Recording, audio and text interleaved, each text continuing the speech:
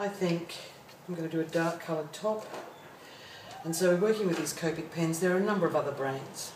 Basically what we're looking for is this nice square end, chisel end. And it gives us a clean strip of colour. And when we apply this to the paper, as best we can, we'd like it edge to edge. This is quite a good colour. It's behaving itself, and you'll notice it's pulling flat. As it dries, you get a nice solid colour. The reason we like these pens is they're really very, very quick, very efficient in getting rid of the white paper, which is the background that's quite distracting, and giving us a base for our garment. And so to the best of my ability, I'm going to work, in this case, because I'm right-handed, I'm going to work left to right across the garment and try and flood fill it with this colour.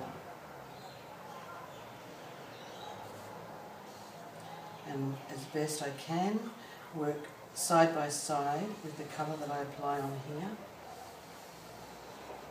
This is a slightly translucent colour. The longer you leave the pen on the paper, the stronger the colour is. If you come back and go over any of your work, it will likely give you a stronger colour. You want to work fairly quickly. If you walk away and leave the job half done, you will get a bit of a tide mark in your pen work. So the top's filled in.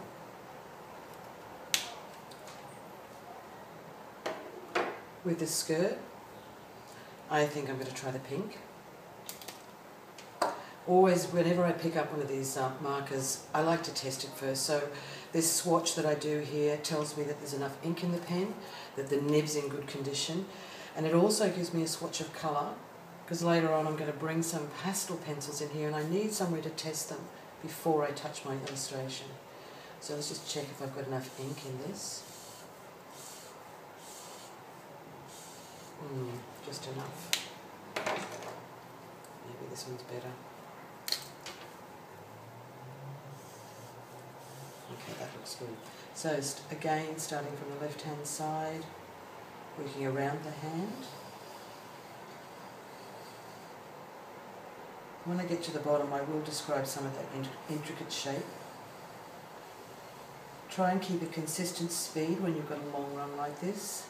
It'll give you an even colour. If you go fast, there'll be less colour. If you go slowly, there'll be more colour.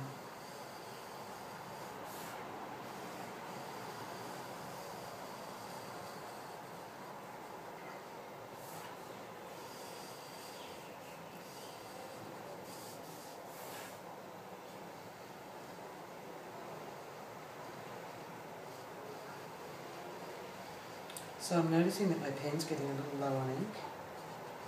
I'm quite fortunate in this case. I have two of these. If it does do that, just go a little slower.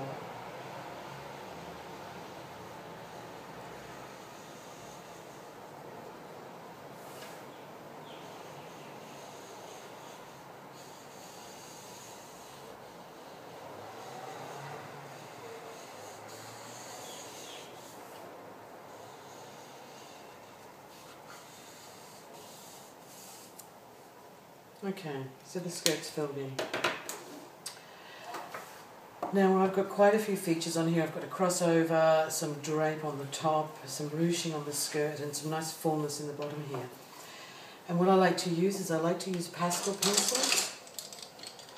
They're really soft but intense colour pencils that I can use to help to describe some of the detail in my garment. Now I'm looking at a grey garment here.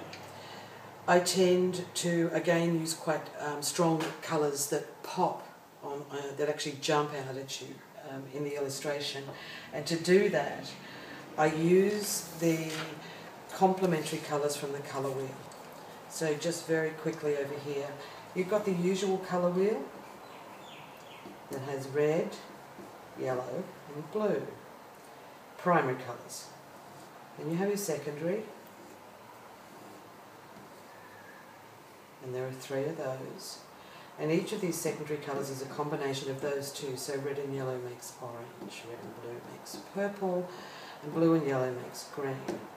The complementary colours are on the opposite side of the wheel, and one of them is primary and one of them is secondary.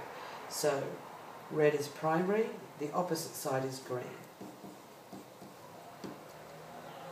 Blue is primary, the opposite side is orange. Yellow is primary, the opposite side is purple. And they're the complementary colours. It's broad and it's slightly crude.